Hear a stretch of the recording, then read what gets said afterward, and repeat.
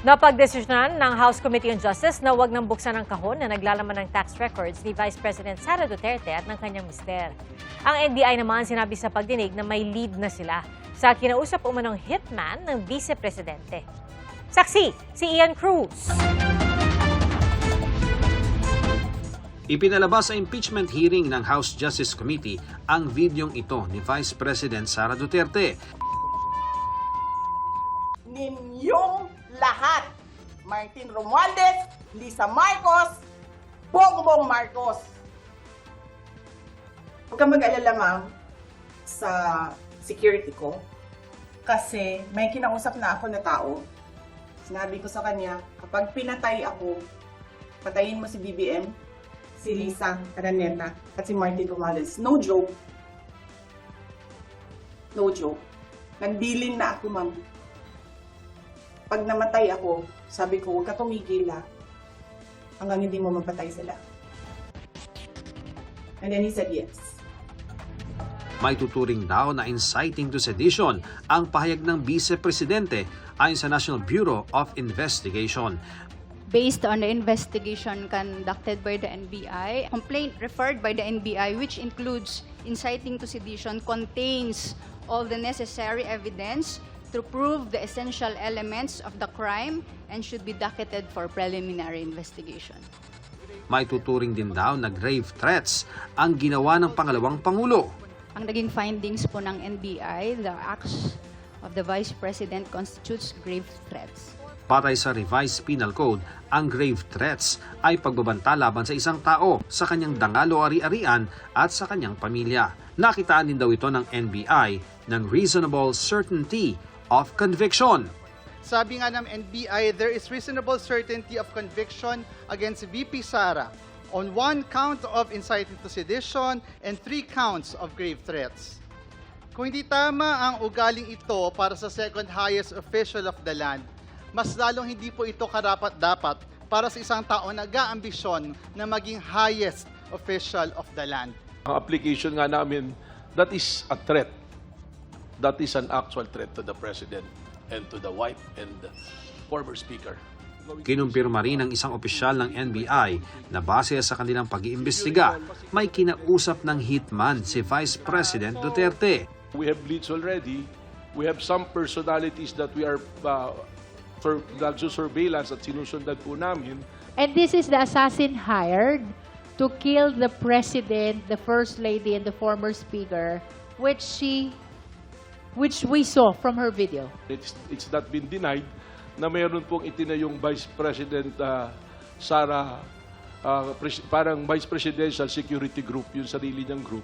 So, yun na lang, in general, we're looking on those individuals in the close associates of the Vice President. May kontrang manifestation naman si Representative Paulo Marcoleta. I have a copy of a more complete video. And I can say that the video was spliced and edited out. Meron pong mga tanong doon that led to the Vice President's response. Kasama rin daw sa iniimbestigahan ng NBI ang iba pang pahayag ng Vice Presidente, maging ni Davao City Mayor Baste Duterte. Just recently, I think first week of April, there was a rally in Club Filipino when they launched the Rage. Even the name, you'll see it, Rage. Wherein the Mayor Baste Duterte made reference to kuhain yung ulo ng Pangulong Marcos. And we've noticed a pattern na paulit-ulit, laging sinasabi, kuhain yung ulo. At dahil daw sa iba pang banta sa Pangulo, naglunsad ng task force ang NBI para imbestigahan ang lahat ng ito. Tinalakay rin sa pagdinig kanina ang selyadong kahon na naglalaman ng tax records ng bise at kanyang asawa na isinumite sa komite ng Bureau of Internal Revenue. Pinagbotohan kung bubuksan ito, pero sa huli, The motion to open the box is hereby denied. So ruled. 38 miyembro ng komite ang nag-no habang 6 naman ang nag-yes. Dapat makita na po sa puntong ito natin. Kasi tayo yung magiging prosecutors later.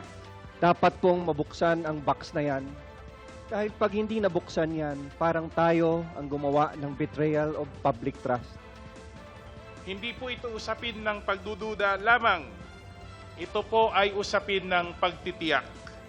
Sapagkat ang katotohanan, Madam Chair, kapag may sabat na batayan, ay dapat hindi kinakatakutan, ito ay nilalahad.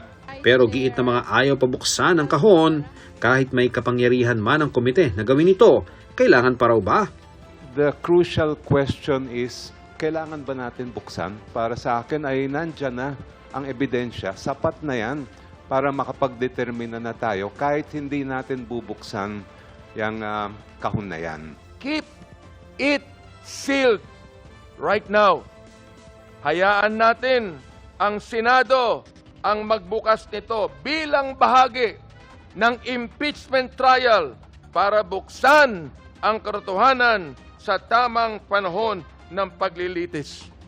May nagsabi ring magpreno muna, baka gamitin ulit ito laban sa kanila.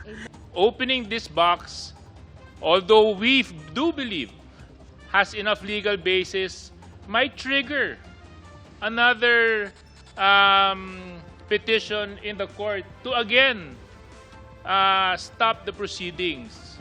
Naghain ng reklamo si Second Gentleman Mans Carpio dahil sa paglalabas ng kanilang financial transactions sa impeachment hearing. Kanina, nagpasa ang House Committee on Justice ng manifestation of support para sa mga kinasuhang kongresista kasama si Justice Committee Chair Jervil Luistro. Magreklamo na sila hanggat gusto nila. Ngunit hindi nito mababago ang isang simpleng katotohanan. Ang konstitusyon ang pinakamataas na batas. At ayon sa konstitusyon, lahat ng opisyal ay dapat may pananagutan sa taong bayan sa lahat ng oras. Ako si Ian Cruz, ang inyong saksi.